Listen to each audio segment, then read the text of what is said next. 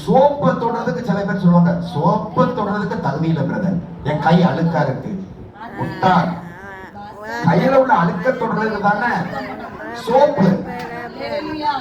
துணியில உள்ள அழுக்க துவைக்கிறதுக்கு தானே சோப் சொல்யூஷன். அப்ப அதை தொடுறதுக்கு ஒரு தகுதியா? தகுதிக்கு ஆண்டவர் சொல்வார், ஏசப்பா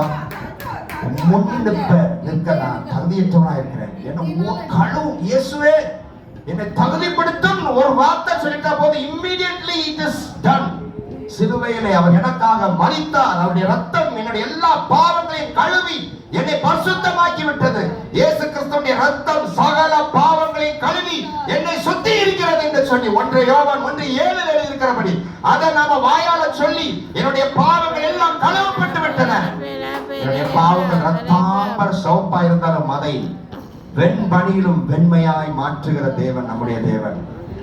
அதனால இந்த உணர்வும் கூட இல்லாம என்னத்தை கொடுக்குறாங்க அப்படின்னு சொல்லி டபக்குன்ட்டு வாங்கி இந்த 4 கால் பிராணி பாருங்க, அதுக்கு வச்ச உடனே அது தேங்க்யூ ஃபாதர், ரொம்ப நன்றி அப்படின்னு சொல்லி பார்த்தவங்களுக்கு நன்றி சொல்லிட்டா தீங்க வச்ச உடனே லபக்கு லபக்கு லபக்குன்னு தின்றோம். அதே போலதான் இன்னைக்கு நிறைய பேர் நம்ம என்ன செய்யறோம்னா, வீட்டுல உணவு உட்கொள்றதும் ஆண்டவருக்கு நன்றி சொல்லுறதே கிடையாது. தந்தாய் இந்த உணவுக்காக நன்றி அப்பா.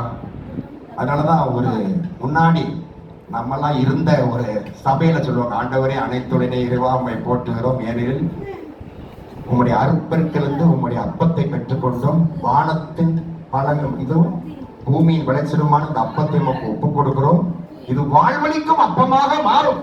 இது யார் சொல்றா? இஸ்ராயல் தேசத்தில் உள்ள ஒவ்வொரு யூத குடும்ப தலைவன் வீட்டுல உட்கார்ந்து ஜெபம் பண்ணி உணவை ஆசீர்வதிச்சு அப்படிதான் சாப்பிடுறது. இங்க வீட்டு தலைவரே 11 மணிக்கு வீட்டுக்கு சேர்ந்தா ஊரு காடெல்லாம் சுத்திக்கிட்டு. அதனால குடும்பம் மேல அக்கறை உள்ள பெற்றோர் தகப்பனாக இருங்க. இந்த காரியத்தெல்லாம் நம்ம செய்யணும். வாரத்துல 3 நாள் 4 நாளாவது ஆண்டவரே இந்த உணவெல்லாம் ஒப்பு கொடுக்குறப்பா, இந்த உணவை ஆசீர்வதிங்க, எங்க உடலுக்கு ஆரோக்கியம் பலனும் சத்துமாக அந்த உணவு மாறுவதற்காக நன்றி.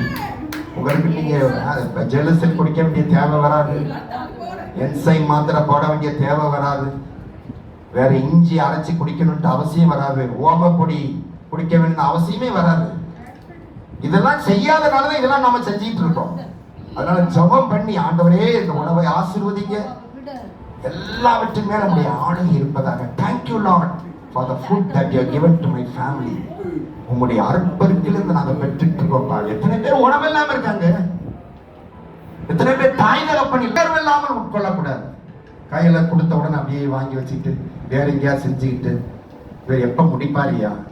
மட்டன் கடையில அந்த மட்டன் இருக்கா எனக்கு தெரியல, எவனாவது தொட பீச வாங்கிட்டு போயிருப்பான், அங்க வெறும் அந்த முதுகு பகுதி கறி மட்டும் தான் இருக்கும் அப்படின்னு நினைச்சுக்கிட்டு இருந்தீங்கன்னா ஒன்னும் உதவாது, உங்களுக்கு ஒன்னும் செய்யாது. இது அதுக்காண்டி ஆண்டவர் சாபம் போடல. நீ இதை எப்படி நீ மட்டனை நினைச்சுக்கிட்டு சாப்பிட்டீங்கன்னா நீ ஒண்ணுக்கு உதவ மாட்டேன்னு சொல்றது இல்லை. அது கிரீன் ஆசீர்வாதம் நமக்கு வராது. அதனால உணர்வு இல்லாதவரெல்லாம் நாம் அதை உட்கொள்ளக்கூடாது. ஆமென்.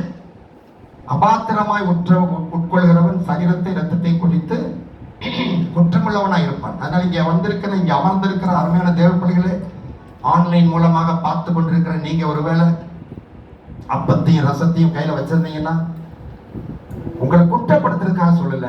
we should be aware that this is the body of Christ. இது அவர் செலுத்தின கரையம் கொஞ்சம் நஞ்சம் இல்ல, எவ்வளவு பாடுகள் மத்தியில் இத்தனை ஒரு காரியத்தை செஞ்சிருக்கிறார். அதை நினைச்சு பார்த்து உட்கொள்ளணும்.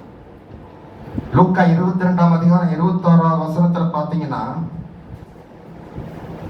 இதோ என்னை காட்டி கொடுக்கிறவனுடைய கை என்னோடு கூட பந்தியில் இருக்கிறது. யார இயேசு சொல்றார்? யூதாச பத்தி. இங்க பந்தியில யூதாசு உட்கார்ந்து இருக்கிறான். என்னை காட்டி கொடுக்கிறவனுடைய கை என்னோடு கூட பந்தியில் இருக்கிறது.